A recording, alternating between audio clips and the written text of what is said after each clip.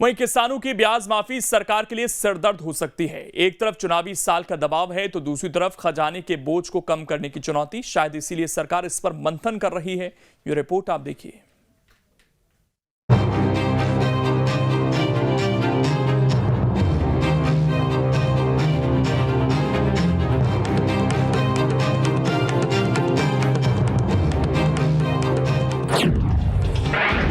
किसानों के ब्याज माफी पर टेंशन, खजाने पर बोझ को लेकर मंथन। चुनावी साल है, लिहाजा किसानों को उम्मीद है कि सरकार कर्ज का ब्याज माफ कर देगी।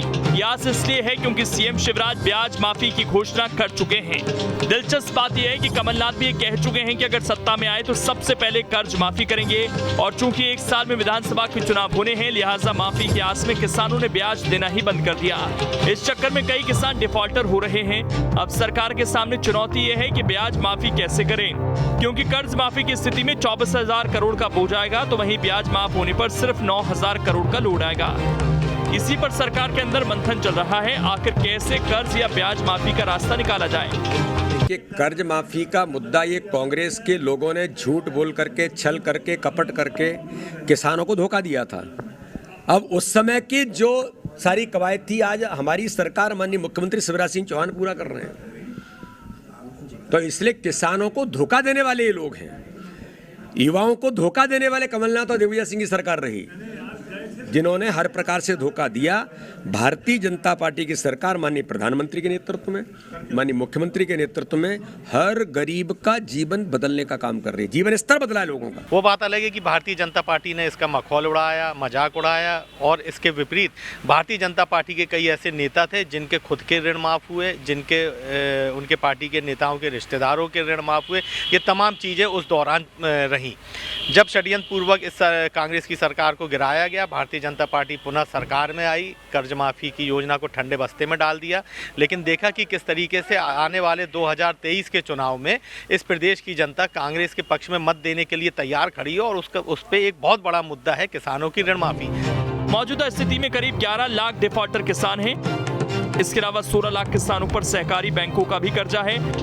दोनों को मिलाकर 24,000 करोड़ का कर्ज है। समितियों से नियमित रूप से 30 लाख किसान लोन लेते हैं। वैसे सरकार इस पशुपेश में भी है कि कब से ब्याज माफी की जाए। अगर 2018 के बाद भी माफ हुए तब भी 500 करोड़ से ज्यादा का बोझ बढ़ेगा।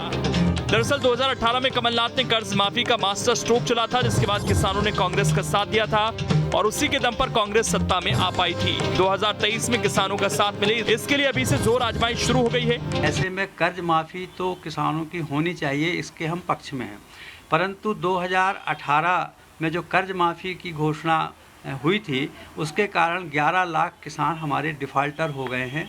अब उनका क्या दोष है उन बेचारे किसानों का, जिन्होंने कि अपना जो है उस ऋण माफ़ी योजना के तहत अपना कर्ज नहीं चुकाया।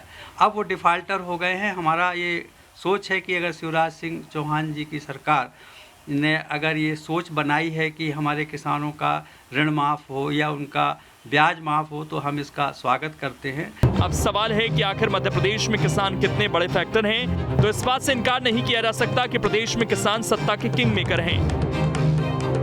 किसानों की संख्या करीब 80 लाख है। सिंचित भूमि का रकबा 45 लाख हेक्टेयर है। हर सीट पर किसानों की संख्या निर्णायक है। इसीलिए किसानों को साथ लाने के लिए पार्टियों का जोर रहता है। चूंकि 2018 में बीजेपी को झटका लग चुका है, इसलिए 2023 को लेकर बीजेपी अलर्ट है। मध्य प्रदेश की सियासत में किसान कर्ज माफी एक बहुत बड़ा मुद्दा है। 2018 में कांग्रेस इसी मुद्दे को लेकर सत्ता में आई और यही वजह है कि एक बार फिर शिवराज सरकार को किसान कर्ज माफी पर मंथन करना पड़ रहा है। बहरहाल किसान कर्ज माफी आसान भी नहीं है, क्योंकि जब कांग्रेस सरकार ने किसान कर्ज माफी को शुरू किया था तो ये बात खजाने पर आकर रुक गई थी। यही वजह है कि शिवराज सरकार के लिए भी किसान कर्ज माफी करना इतना आसान नहीं होगा। Durgesh Kumar, team news state.